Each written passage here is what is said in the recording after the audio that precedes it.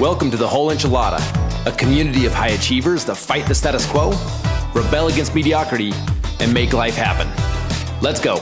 Hey, Enchilada Nation. Excited to be back with you today to talk about something I think is really important. A lot of us are constantly having our eyes set on our goals, trying to accomplish things and getting after it, which I love about this community. We think big, we act big, we take action. But one of the things that I found in my own life, and I see it in other people as well, is sometimes I get so committed to working hard that I forget to take a step back and think a little bit and actually schedule some thinking time. There's a book called Travel the Road Less Stupid by Keith Cunningham that I really like because it taught this principle of scheduling actual thinking time. And then this year, I've really been focused on learning these mental models of how do you think clearly. It's one thing to say, hey, think through all options. But when you're a fast-paced, high driver, sometimes it's easy to think you thought through it, but you're so anxious to get to work that you jump on the quickest and easiest solution, thinking it's the only solution or the best solution, and you get after it instead of stepping back. So one of the things that I've been focused on really over the last year and making a focus about it is if I want to make better decisions, because winning in life is just making really good decisions and choices over and over and over again. But for you to have the ability to be a good decision maker, you first have to be a good thinker. You have to be a strategic thinker. So our conversation today is I'm going to share with you several mental models of how to think better. And this isn't something that you think, well, I went to college, I must be a good thinker. Or I've been in business so long, so I must be good at thinking because I'm good at doing. I think in a more strategic shifting market, in a world where there's more information at our fingertips and at the consumer's fingertips than ever before, it's critical for us to learn actual skill set of how do I be a better thinker and a strategic thinker. If you lean into these models, you will find that things will start to get easier for you. It's really about getting good up front. The better thinker you are, the better implementer you will be. You will find that you'll still work hard, but you won't have to work as hard for bigger results. So we're going to jump in today where I'm going to share 15 mental models with you to think through. Now, what I'm going to encourage you to do is I'm going to give you a quick snippet of each of these mental models. If you want more, learn more about them, let me know, because I will send over my notes, whatever I can do to help you think through and slow down enough to say, how am I at this mental model? But Shane Parrish, one of my favorite authors, and I love reading his weekly newsletter, is a lot about these mental models. And he says this, which I couldn't agree with more: the quality of your life is determined by the quality of your thinking. Now think about that again. We all want a high quality life, and we equate that to things a lot of times, or experiences. But if you want a higher quality life, then you need a higher quality of thinking to accomplish that higher quality life. So the quality of your life is determined by the quality of your thinking. And most people don't fail because they lack information. We literally have so much information at our fingertips. They fail because they don't know how to think clearly under pressure and organize that information into making the best decisions. So today we're going to talk about thinking models. Charlie Munger said this: the people who win long-term are the ones who slow down long enough to think, which feels counterintuitive, again, for a high driver, fast-paced person. The people who win long-term are the ones who slow down enough to think. So here we go. We're going to slow down and we're going to learn how to think at a higher level right now.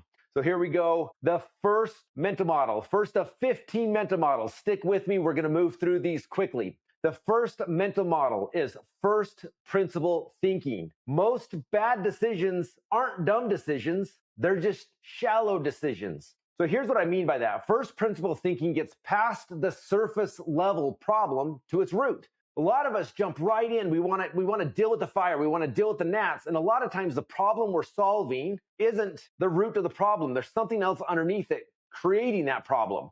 And if we just address the problem on the surface, and we don't get to the root, we're going to be fixing a problem or a relative of that problem the next day. So the problem is most people decide quickly, emotionally, under pressure, instead of taking a step back to say, all right, well, what is actually causing this issue?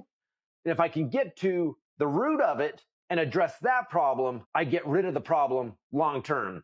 So if you want better results, start asking what is the root of the issue. All right, let's move into the second mental model, which is second order thinking. The difference between average and exceptional decision makers comes down to one question. So someone good at second order thinking asks this, and then what? It forces us to think about the downstream effects of our decisions today. If we're just making decisions to put a Band-Aid on something, the same cut might fester, might get infected. So we have to think, what's the result of this decision? So asking the question, if we go this route, and then what will happen? And then if that happens, and then what will happen? So a good decision maker, a good thinker of second order thinking is sitting back and playing it out step after step and looking at multiple scenarios and thinking through a chain of events. So the best leaders think in chain of events, not just individual moments. They zoom out while other people are so focused on zooming in. So before you decide, run the tape forward. Your future self will thank you. Be great at second order thinking. All right, let's move into mental model number 3. This one is inversion thinking. So sometimes the fastest way to succeed is to stop doing stupid things. It sounds silly, but it is true. Inversion flips the problem.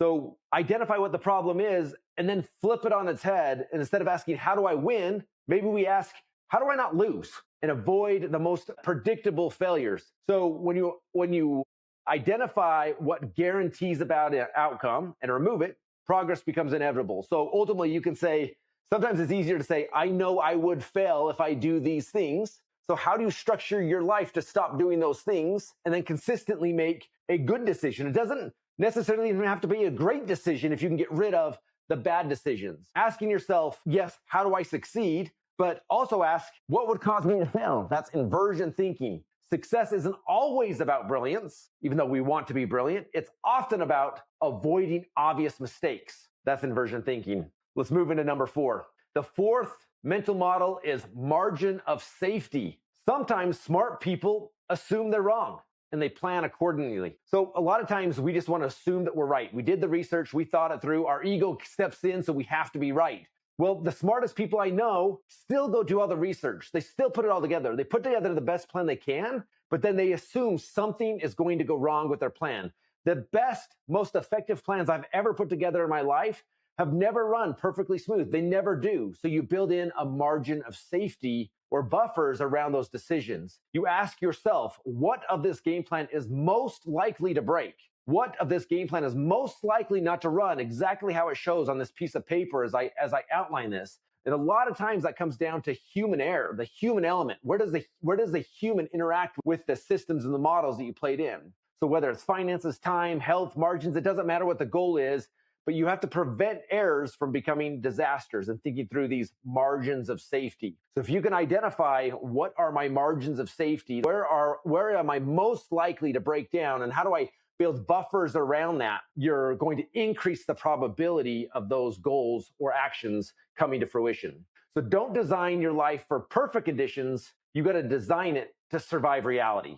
So there's a balance here, because you do want to design it as perfect as you can, but don't be so naive that you think it is perfect. You've got to know reality is going to hit. Some things outside of your control are going to interact and connect with your goals, and that's where that margin of safety comes into play. The fifth mental model is called opportunity cost thinking. Every yes that you say means 1,000 no's.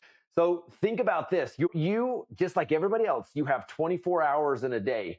You don't earn more hours in a day because you're more productive with those time than anybody else. When you say yes to something, you have to realize you are saying no to 1,000 other things. It is really important to identify, well, what am I actually saying no to by saying yes to this? Opportunity cost remind us that choosing one thing means giving up another, whether that's time, energy, or focus. When you say yes to those things, you're robbing time, energy, and focus from other things to say yes to this. Are you emotionally committed enough to this yes that you're willing to give those things, take those things from something else and give it to this? If your answer isn't a resounding yes, then there's something else that you want to give that time, energy, and focus to. Now, this is different than waking up one day and not having the motivation and allowing that time and energy to be pushed onto something else.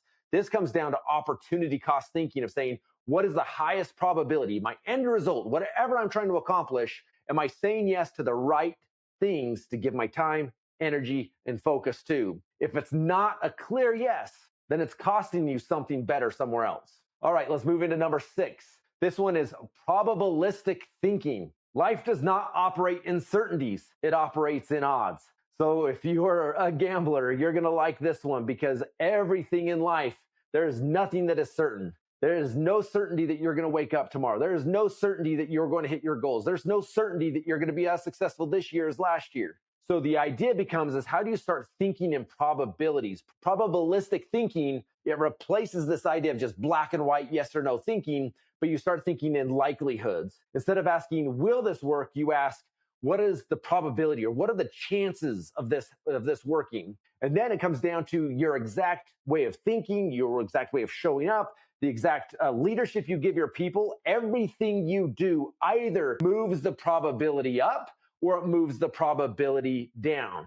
So this principle is probabilistic thinking is how do I increase probabilities with my actions, my time, my energy, my focus. Thinking in probabilities, not guarantees, clarity lives in there. All right, the next mental model, number 7 is asymmetric bets. You don't need to win every time, just a few times really, really big. Now, I know this is hard because we're all competitive. We want to win all of the time. But the people I know that are winning biggest in life, in the game of life, have a lot of irons in the fire or a lot of fishing rods in the water at a given time. And some of those are going to catch big fish and some of them are not, but they're increasing their bets. So this idea of saying, how do I make the best bets in business and in life and with the biggest upside on those opportunities, but if they don't come to fruition, how do I limit the downside? This is asymmetric bets, meaning there's a really large upside available. And if it does not come to fruition exactly how I planned, the downside is much smaller than the potential upside. And if you can do that multiple times with multiple things, that's an asymmetric bet. You've got the probability of some of those big wins coming to fruition are very, very big and will way outweigh even the couple other pulls you have in the water that the big win didn't come with it. But because you were limited your downside, that downside is so small in comparison to the big wins that come with the other opportunities. Now, this doesn't mean that you have to have multiple businesses or multiple things going on. It's multiple strategies within the same business can be asymmetric bets. If I do this activity, is there a larger weighted win associated with the downside? And I'll run this other strategy side by side, asymmetric bets. Look for decisions where losing small and winning changes everything. Losing small, winning big. Mental model number 8. Again, some of these are so obvious, but number 8 is avoiding foolishness. You've got to remember that not losing is a big part of winning. So what I'm not saying is to go play to lose. You have to play to win. You have to realize that the best teams in the world, there's a lot of, think about in basketball, how many times the ball passes back and forth, the possession. That's why they track possession. They don't win every single possession. What they do is they play excellent defense to stop someone else from scoring, but they're also looking at not losing in that moment. Don't lose that possession. And those stack up to the win. In the end, the scoreboard will say one team won, one team lost.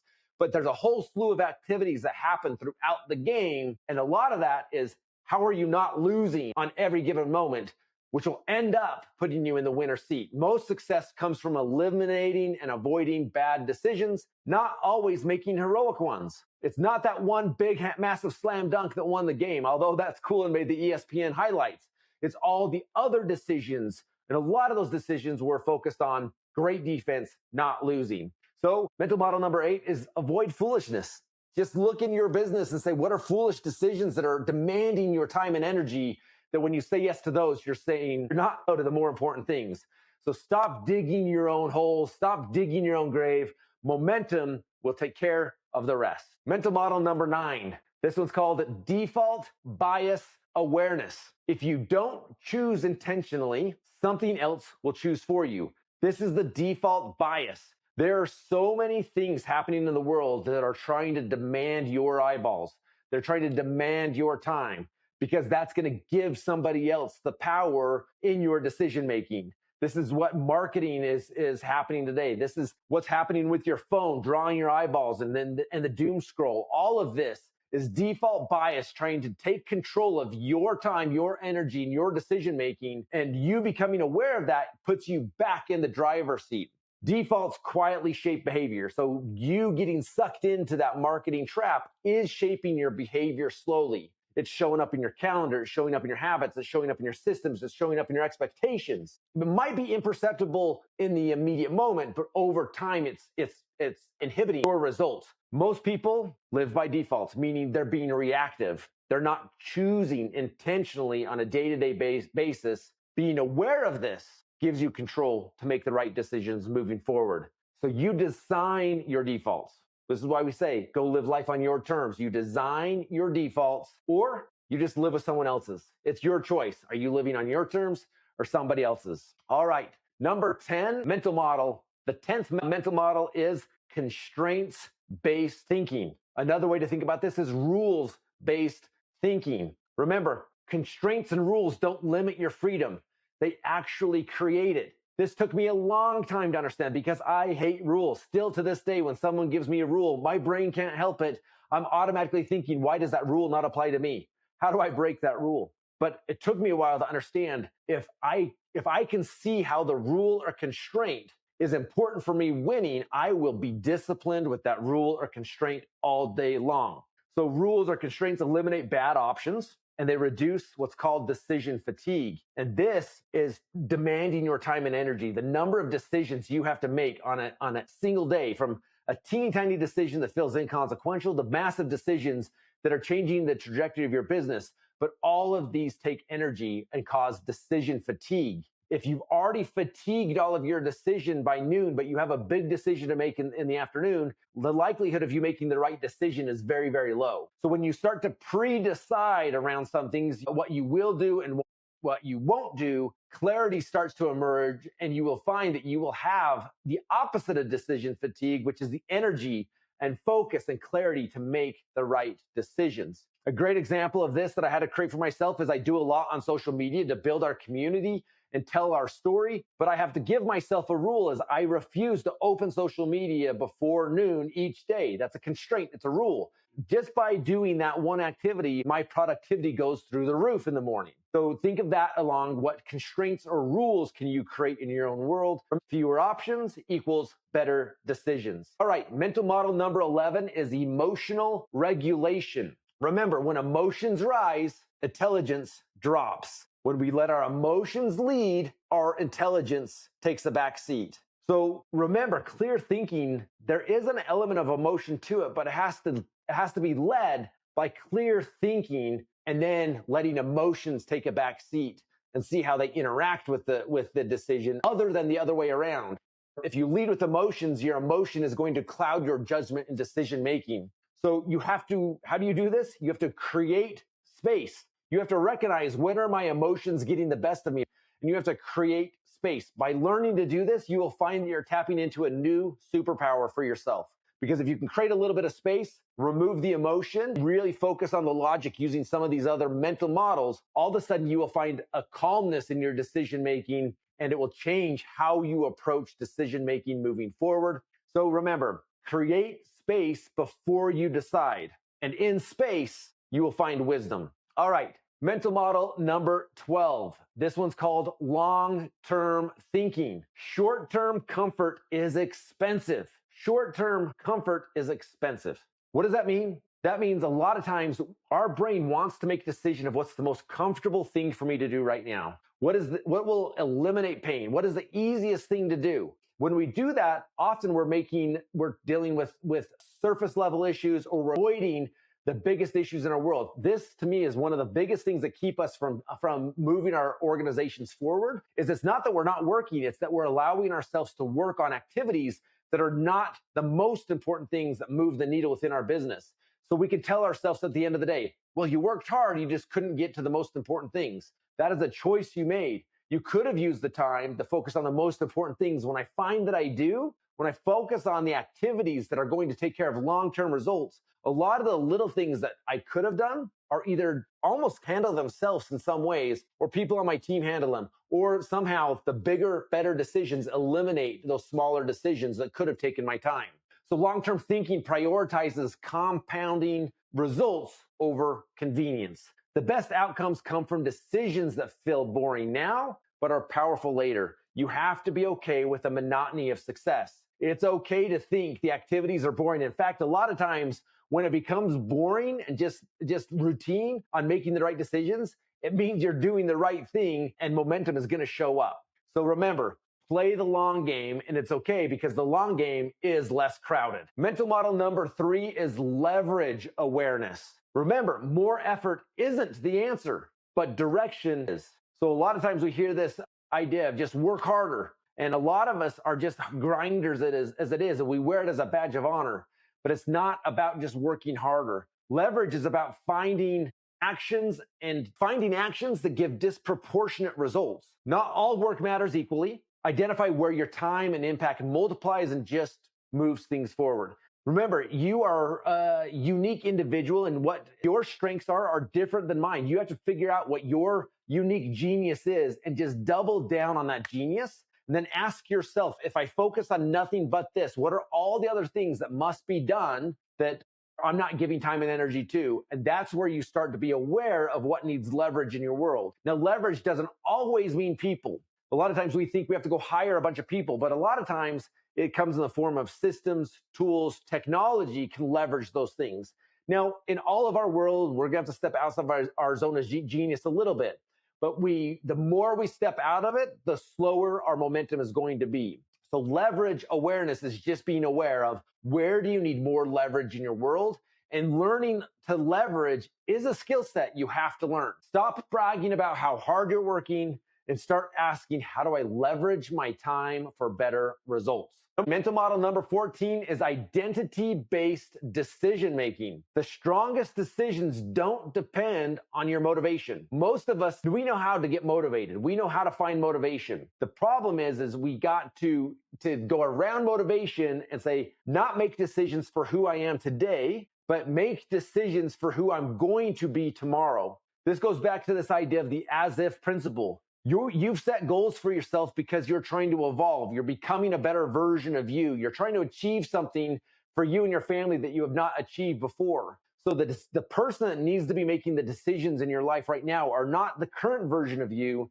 but the future version of you. This is identity-based decision-making, is saying, okay, I think this is the best decision, but let me climb into the mind and the shoes of the future version of me and ask them, is this the best decision that I could be making today to get me to where you are right now?